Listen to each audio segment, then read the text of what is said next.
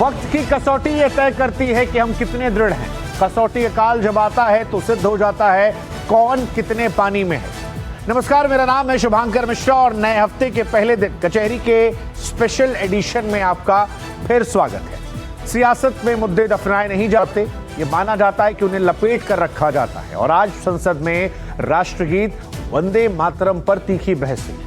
PM Modi ने वंदे मातरम का गौरवशाली इतिहास बताया, कांग्रेस पर राष्ट्रगीत के टुकड़े करने का आरोप लगाया। तो प्रियंका ने पीएम मोदी को लेकर जवाब क्या दिया, ओवैसी ने क्या कहा, अखिलेश ने क्या कहा, आज ये सारी जानकारी हम कचहरी में रखेंगे। आज हम आपको सरहद पार भी ले चलेंगे, जहां पर गृह युद्ध का नया काउंटडाउन जो है वो शुरू हो गया है। मुनीर के खिलाफ मोर्चा पेशावर के पठान ने संभाला है। मुल्ला बनाम जनरल की जंग से पाकिस्तान क्यों डर रहा है, आज ये भी दिखाएंगे, समझाएंगे। इसके अलावा आपको बता दें, 4 साल से रूस यूक्रेन जंग के मैदान में है। ट्रंप सीजफायर की कोशिश में है, लेकिन इस बीच उनका कराया हुआ एक और सीजफायर जो है वो टूट गया है। इंडोनेशिया और कंबोडिया में जंग जैसे हालात हो गए हैं। आखिर ऐसा क्यों हुआ है, ये भी हम आपको दिखाएंगे। साथ ही आपको जापान की तस्वीर भी दिखाएंगे, जहां 7 तीव्रता का भूकंप जो है वो आया है। और आखिर में आपको धर्मेंद्र के 90वें जन्मदिन की तस्वीर दिखाएंगे। सनी और बॉबी ने फैंस के लिए क्या कहा, वो सब कुछ आपको बताएंगे। लेकिन आज कचहरी की शुरुआत जो है वो सबसे पहले आपको ओवैसी की बात से सुनवाते हैं। वंदे मातरम पर लोकसभा में महाबहस हुई है और ये बहस चल रही है। अब से थोड़ी देर पहले इस बहस में AIMIM के सांसद असदुद्दीन ओवैसी बोले। उन्होंने कहा कि अल्लाह के सिवा खुदा जो है वो कोई नहीं। इस्लाम में खुदा के अलावा कोई खुदा नहीं है। हम पैगंबर की पत्नी अपनी माँ की इबादत भी नहीं करते। इसके अलावा हम कुरान की भी इबादत नहीं करते। ओवैसी ने कहा कि RSS ने जनगण मन पर सवाल उठाए थे। वंदे मातरम को अनिवार्य करना गोडसे की सोच का समर्थन करना है और आनंद मठ में मुसलमानों पर हमले की बात लिखी है। देशभक्ति दिखानी है तो गरीबी बेरोजगारी को खत्म किया जाए। संविधान में वंदे मातरम को राष्ट्रगीत का दर्जा नहीं दिया जाए। ओवैसी और कई सारी बातें कह रहे थे। ओवैसी ने कहा कि वंदे मातरम जबरदस्ती लागू करना असंवैधानिक है। भारत में रहना होगा तो वंदे मातरम कहना होगा, ये सही नहीं है।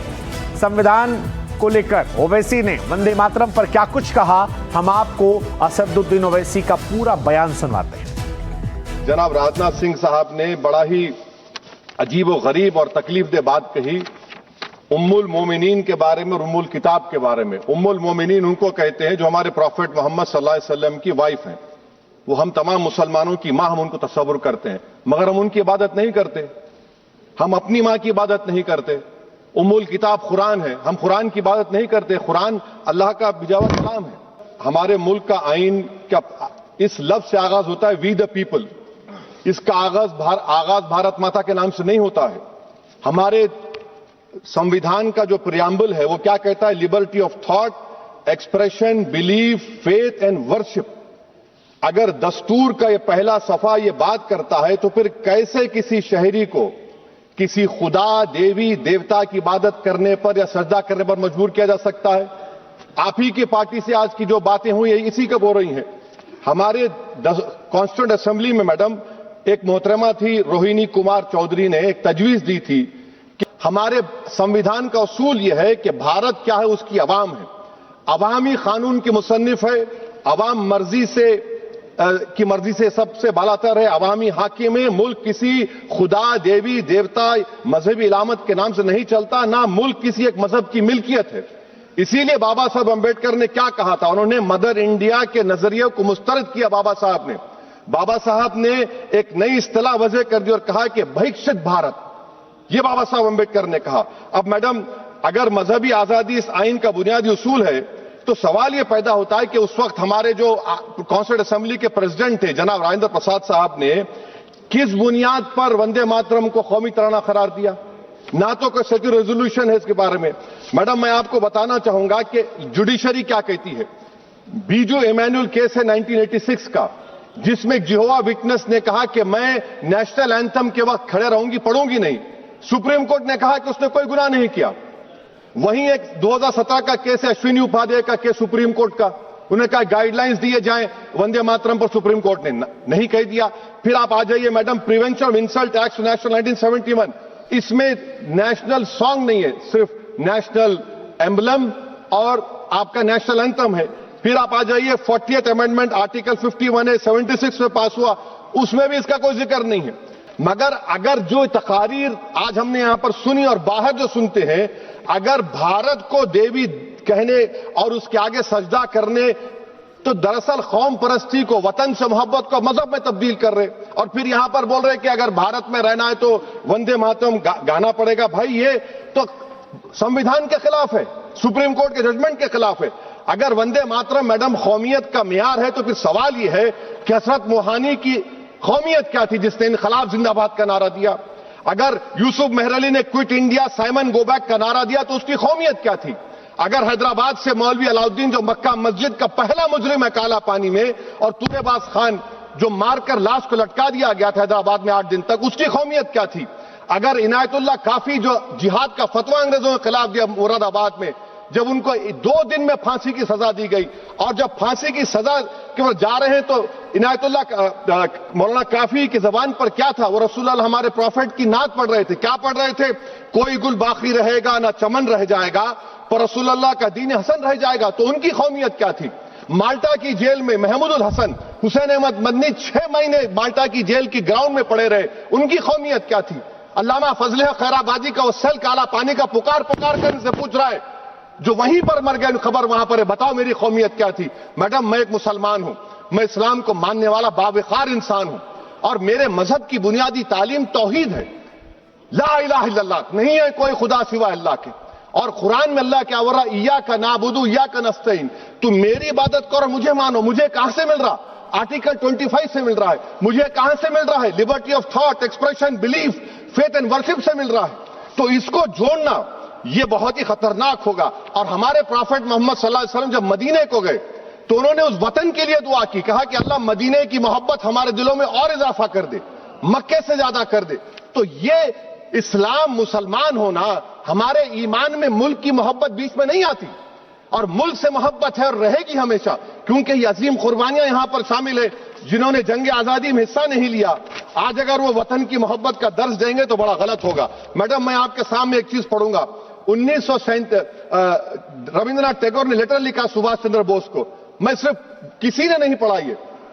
क्या कहा टैगोर साहब ने? But parliament is a place of union for all religious groups and there the song cannot be appropriate.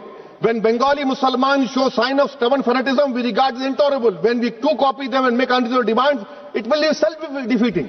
ये मैं इसको ले करूंगा मैडम, आप देख लीजिए। फिर दूसरी तरफ मैडम आप आ जाइए, मैं यहां पर बैठकर, हाँ जितने तकारीर यहां पर हुए सब जनगण मन पर तनकीद किए, तो मैडम मुझे ये कहना पड़ेगा कि जनगण मन पर आप लोग इतनी तकलीफ क्यों उठा रहे हैं? आखिर इतनी तकलीफ क्यों है? तो मैं जब जाकर देखा तो मुझे 28 दिसंबर का ऑर्गेनाइजर मैगजीन का आर्टिकल मिला, जिसमें ऑर्गेनाइजर लिखता है कि what is the moral sanction behind government choice of जनगण मन, accept that it can be made an item of entertainment at the सम्पचुअस parties throne by government officials. आप बताइए इसका बोलेंगे आप? और फिर उसके काइंड कैसा करते हैं? It will mean. हम आपको बता दें कि माहौल आज पूरे दिन गर्म रहा, क्योंकि सुबह वंदे मातरम पर बहस की शुरुआत प्रधानमंत्री नरेंद्र मोदी की स्पीच से हुई। पीएम ने राष्ट्रगीत को देश का गौरव बताया और फिर राष्ट्रगीत को लेकर कांग्रेस पर धारदार हमले किए। पीएम ने कहा कि कांग्रेस ने वंदे मातरम के टुकड़े कर दिए, यह उसका तुष्टीकरण की राजनीति को साधने का तरीका था। तुष्टीकरण की राजनीति के दबाव में कांग्रेस वंदे मातरम के बंटवारे के लिए झुकी, इसलिए कांग्रेस को एक दिन भारत के बंटवारे के लिए भी झुकना पड़ा। प्रधानमंत्री मोदी ने कहा कि कांग्रेस के चलते चलते आईएनसी जो है वो एमएनसी हो गई है। जिन जिन के साथ कांग्रेस जुड़ा वो वंदे मातरम पर विवाद खड़ा करते हैं, और अब इन सारी बातों को लेकर डिबेट का वॉल्यूम बढ़ गया है। मगर इस बार कांग्रेस की तरफ से गौरव गोगोई के साथ प्रियंका गांधी ने मोर्चा संभाला, और देखते ही देखते हर बार पर पलटवार शुरू हो गए। मोदी और प्रियंका के बयान के हिस्से अब आपको सुनवाते हैं।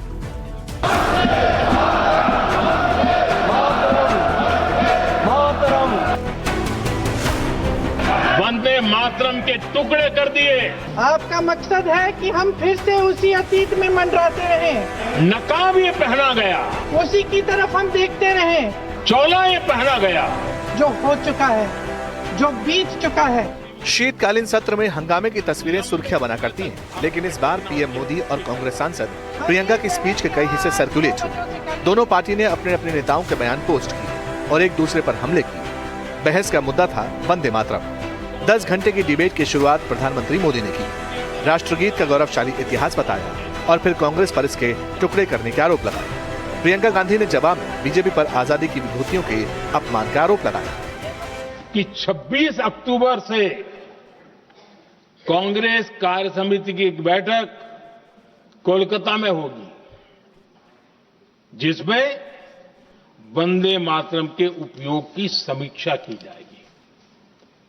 बंकिम बाबू का बंगाल, बंकिम बाबू का कोलकाता, और उसको चुना गया और वहां पर समीक्षा करना तय किया। पूरा देश हतप्रभ था, पूरा देश हैरान था।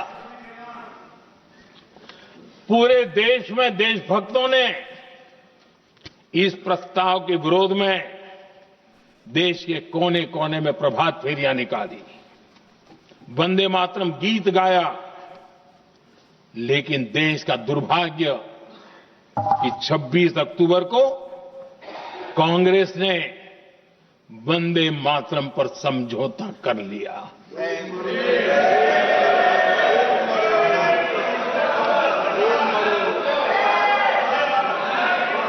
वंदे मातरम के टुकड़े करने के फैसले में, वंदे मातरम के टुकड़े कर दिए।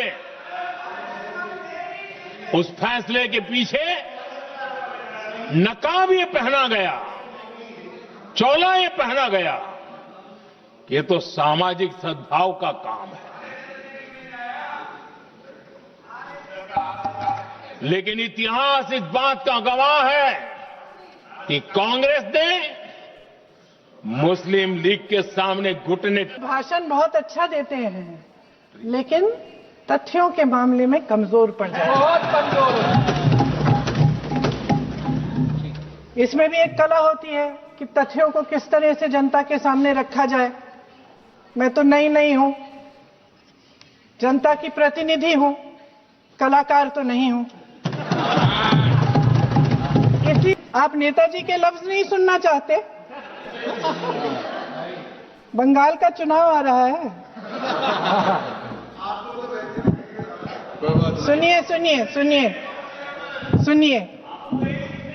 हाँ, कोई बात नहीं, हम तो देश के लिए हैं, हम देश के लिए हैं। आप चुनाव के लिए, हम देश के लिए हैं। दरअसल वंदे मातरम पर बात निकली तो कांग्रेस के रुख को लेकर मोदी ने इतिहास का जिक्र किया। इस बीच पंडित नेहरू और नेताजी की चिट्ठी का जिक्र किया गया। नेहरू के लेटर्स पढ़े गए और ये कहा गया कि इसी के बाद राष्ट्रगीत को सिर्फ 2 छंदों तक सीमित रखने की कवायद शुरू कर दी गई। इसी क्रोनोलॉजी को प्रियंका गांधी ने भी अपने तरीके से समझाया। मोहम्मद अली जिन्ना ने लखनऊ से 15 अक्टूबर 1937 को वंदे मातरम के विरुद्ध का नारा बुलंद किया। फिर कांग्रेस के तत्कालीन अध्यक्ष जवाहरलाल नेहरू को अपना सिंहासन डोलता दिखा। बजाय कि नेहरू जी मुस्लिम लीग के आधारहीन बयानों को तगड़ा जवाब देते, करारा जवाब देते, मुस्लिम लीग के बयानों की निंदा करते। और जहां तक जवाहरलाल नेहरू जी की बात है, जितनी देर हमारे प्रधानमंत्री देश के प्रधानमंत्री रहे हैं, 12 साल हो गए हैं, लगभग उतने ही सालों के लिए जवाहरलाल नेहरू जी जेल में रहे। किस लिए? इस देश की आजादी के लिए। उसके बाद 17 साल के लिए प्रधानमंत्री रहे। आप बड़ी आलोचना करते हैं इनकी, लेकिन अगर इन्होंने इसरो नहीं बनाया होता तो आज आपका मंगलयान नहीं होता। अगर DRDO नहीं बनाया होता तो तेजस नहीं बनता। अगर IIT और IIM नहीं बनाए होते तो हम आज IT में आगे नहीं होते। अगर एम्स नहीं बनाया होता तो हम कोरोना की जब बड़ी चुनौती का सामना कैसे करते? हाँ? अब सवाल था बहस के असली मकसद पर। बीजेपी का मानना है कि राष्ट्रगीत के साथ जो कुछ हुआ, जिस तरह कविता को 2 पैरा तक सीमित कर दिया गया, वो उसका सच दुनिया को पता होना चाहिए, क्योंकि राष्ट्रगीत गौरव का विषय है। कांग्रेस ने कहा राष्ट्रगीत गौरव गान है, इसमें किसी को कोई आपत्ति नहीं, न होनी चाहिए। लेकिन बात है असली मुद्दों से पीछे हटने की। बार पलटवार की ये नई किस्त आपको जरूर सुननी चाहिए। वो एक वक्त था जब बंगाल का बौद्धिक सामर्थ्य देश को दिशा देता था, देश को ताकत देता था, देश को प्रेरणा देता था। और इसलिए अंग्रेज भी चाहते थे कि बंगाल का ये जो सामर्थ्य है वो पूरे देश की शक्ति का एक प्रकार से केंद्र बिंदु है। और इसलिए अंग्रेजों ने सबसे पहले बंगाल के टुकड़े करने की दिशा में काम किया। और अंग्रेजों का मानना था कि एक बार बंगाल टूट गया तो ये देश भी टूट जाएगा और वो यावत चंद्र दिवाकरो राज करते रहेंगे, ये इनकी सोच थी। 1905 में अंग्रेजों ने बंगाल का विभाजन किया, लेकिन जब अंग्रेजों ने 1905 में ये पाप किया तो वंदे मातरम चट्टान की तरह खड़ा रहा। बंगाल की एकता के लिए वंदे मातरम गली गली का नाद बन गया था। देश की इस आत्मा की, अपने देश की आत्मा के इस महामंत्र को विवादित करके आप एक बहुत बड़ा पाप कर रहे हैं। इस पाप में कांग्रेस पार्टी शामिल नहीं होगी। ये राष्ट्रगीत वंदे मातरम हमेशा से हमें प्यारा है, हमेशा से हमारे लिए पवित्र रहा है और हमेशा के लिए हमारे लिए पवित्र रहेगा। धन्यवाद।